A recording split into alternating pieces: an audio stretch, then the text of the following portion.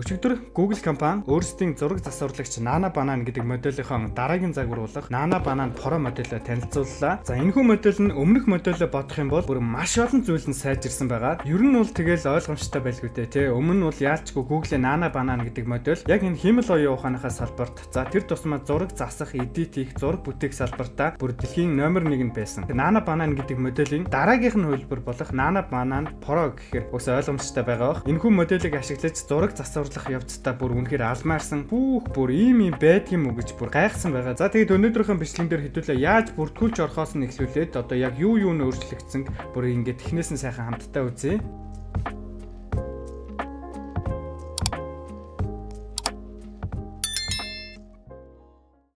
За одоо хэдүүлээ бүртгүүлэхээс нь эхлэе. За хэдүүлээ Google-ийн Nana Banana Pro гэдэг хөлбөрийг ашиглахын тулд одоо gemini.google.com гэдэг энэ сайт руу орж ирэх ёстой. За хэрвээ та гар утсан дээр ашиглах гэж байгаа бол биднэрт одоо Chrome, Safari гэдэг хоёр аппликейшн байдаг, тий. За тэрнийгээрээ ороод gemini.google.com гэдээ орно. За тэрнийхээ дараа яах вэ гэвэл бид нэр одоо заавал Gmail хаягаар нэвтэрч орж ирсэн байх шаардлагатай. За тэгээд Google-ийн одоо Nana Banana Pro гэдэг моделийг нь ашиглахын тулд бид нэр өмнө болохоор зүгээр энэ past дээр нь тавингуудаа grid image гэдэг сонголтыг сонгоод ашигладаг байсан тийм үү. За заавал Nana Banana Pro гэдэг моделийг нь ашиглахын тулд бид нар заавал хоёрт одоо past биш дараагийнх нь сонголт буюу Gemini 3 Pro гэдэг модель дээр нь заавал тавьж өгөх ёстой байгаа. За энийг ингэж идэвхжүүлснээр энийг идэвхжүүлээд тэгээд энэ grid image-ээ сонгох юм бол бид нар одоо Google-ийн гаргасан одоо шинэ Nana Banana Pro гэдэг моделийг нь ашиглах боломжтой болж байгаа. За одоо хэдүүлээ Nana Banana Pro дээрээ эхнийхээ одоо зургийг үүсгэе. За би нэг юм prompt өгөөд зураг гаргая. За та хэд маань ерөнхийдөө бол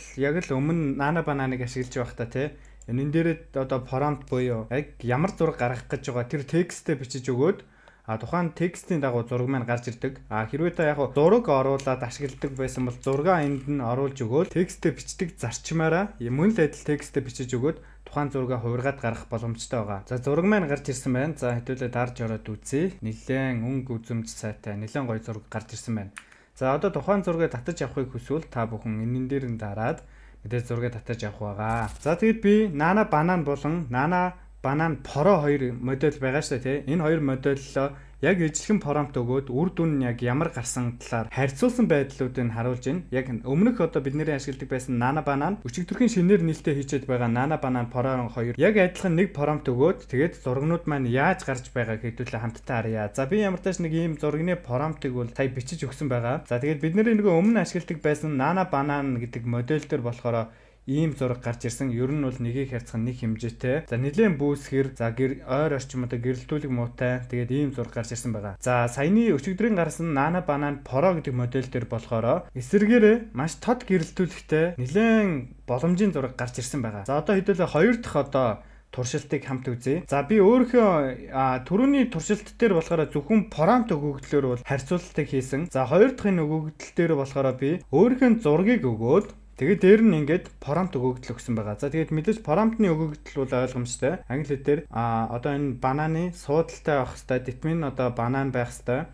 За барьж байгаа таг нь банан байх хэвээр гэдэг өгөгдлийг өгсөн байгаа. За бидний өмнө ашиглаж байсан Nana Banana гэдэг модель дээр бол бидний өгсөн зургийн дагуу зураг дээр хүн биш өөр хүн гарч ирсэн байгаа. Харин эсэргээрээ саяны гарсан Pro хувилбар дээр болохоор яг бидний одоо дүр төрхийг хадгалсан ийм зураг гарч ирсэн байгаа. Тэгэхээр за өчигдрийн гарсан Nana Banana Pro гэдэг моделийн давуу талууд нь гэх юм бол өмнөх загвараа бодвол өнгө сүүдэр тий. За хүний зүс царайг дуурах тал дээр бол өмнөх одоо Nana Banana гэдэг моделөө бол хамаагүй хол аяж чадсан байгаа. За тэгээд өмнө бид нар энэ нөгөө Nana Banana гэдэг моделийг ашиглах явцад нөгөө зураг бүтээхэд ингээд энд нь лого нь гарчдаг шүү дээ тий. За энэ Nana Banana Pro одоо хувилбар дээр бол лого гарахгүй болж ирсэн байгаа. За энэ бол бас нэлээд бас давуу тал болж ирсэн. Бид нар нөгөө шууд зургаасаа видео бүтээхээр ингээд логотой гараад идэг байсан. За зарим хүмүүсүүд нь логого одоо зураг дээр эдит хийгээд логого арилгаж мэдгүй хүмүүс нь шууд тэрүүгээр нь шууд видео бүтээгээд тэгээд нөгөө лого нь гарсан тийм видеонууд яваад байдаг байсан бол одоо энэ хувилбарыг нь ашиглаж сурч юм бол та нар ямар ч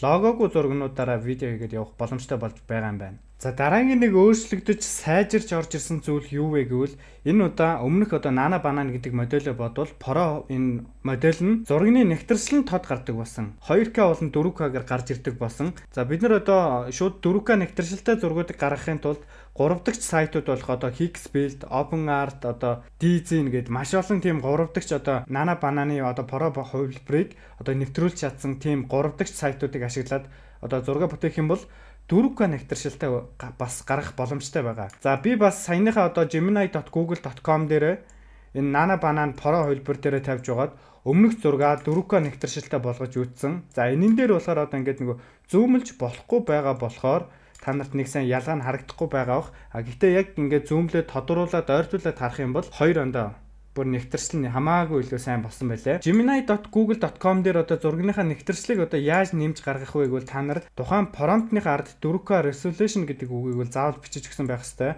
За эсвэл тухайн одоо зургаа оруулж өгөөд одоо зургийн өөрийнхөө зургийн нэгтршлийг нэмж байгаа бол зургаа оруулж өгөөд промпт хэсэг дээр нь 4K resolution гэдэг үгийг бичээд өгөх юм бол зургийн чинь нэгтршил шууд тодорч байгаа шүү. За дараагийн нэг амар өөрчлөлт. За би энэн дээр болохоор өөрхийн зургийг өгөө дээр нь нэмээд промпт өгсөн байгаа.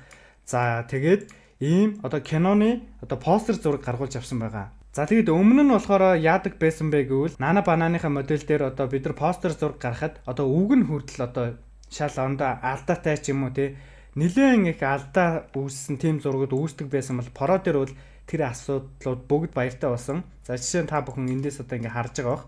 Миний зураг бүр юун ч өөрчлөгдөөгүй байна. Яг адилхан зүс царай 100% таарсан.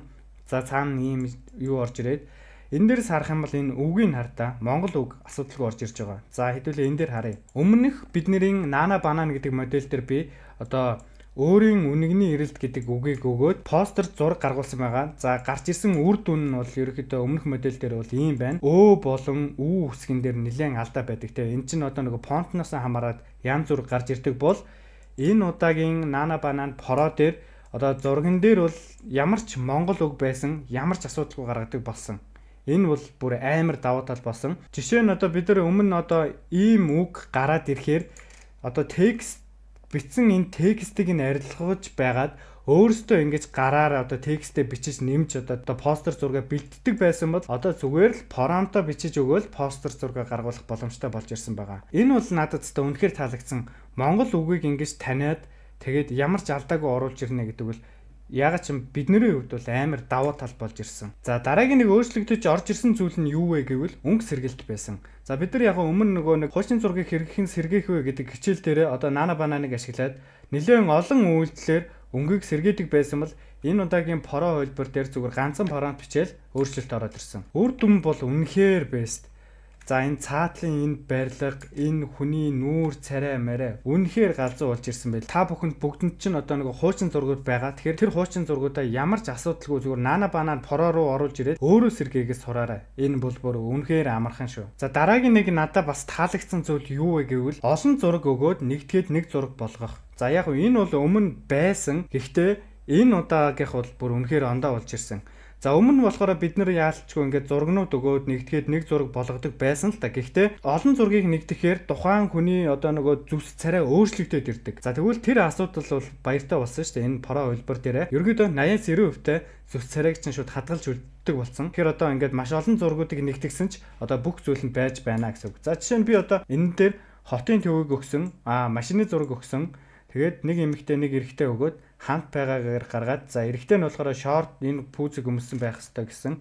За яг өгөгдлийн дагуу өгсөн. За тэгээд муура эмэгтэй нь барьсан байх ёстой гэдэг өгөгдлийг өгөөд ингээд гаргуулж авсан байгаа. Олон зургийг одоо нэгтгэх тал дээр Nana Banana-гийн Pro хувилбар бол бүр заавал сонгож ашиглаарай. Энэ бол надад бас үнэхээр их таалагдсан. Та нар бас энийг туршаад үзээрэй. За дараагийн надад нэг таалагдсан зүйл нь юу вэ гэвэл монголчуудын дата энэ Pro хувилбар дээр нэлээд сайн ариун болж орж ирсэн байлээ. За монгол хүний зүс царай, өмсөн дээл хувцас, эргэн тойрон гэр те.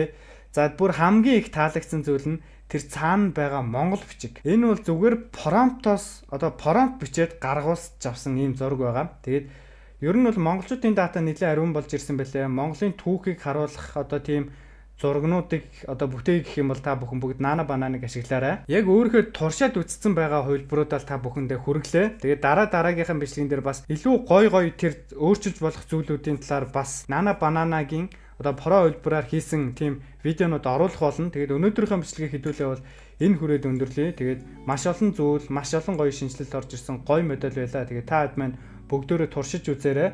За тэгээд энэхүү бичлэг хэрвээ танд таалагдж байгаа бол энэхүү бичлэгэн дээр лайк дараад сувгаа дагаагүй байгаа бол яг одоо сувгаа дагаарай. Тэгээд учир нь энэ YouTube сувг дээр цаашид яг хиймэл оюухантай холбоотой иймэрхүү хичээлүүд бол байнга ороод явна. Тэгээд та бүхэн энэхүү Nana Banana-гийн Pro хувилбарыг те одоо ажил амьдрал бизнестэй одоо хэрхэн одоо ашиглахыг сурахыг хүсэж байгаа бол манай Facebook дээрх Master AI-гээ сургалтанд нэгдээрэй. За тэгээд манайхаа дараагийн бичлэгээр уулзъя. Баярлалаа guys.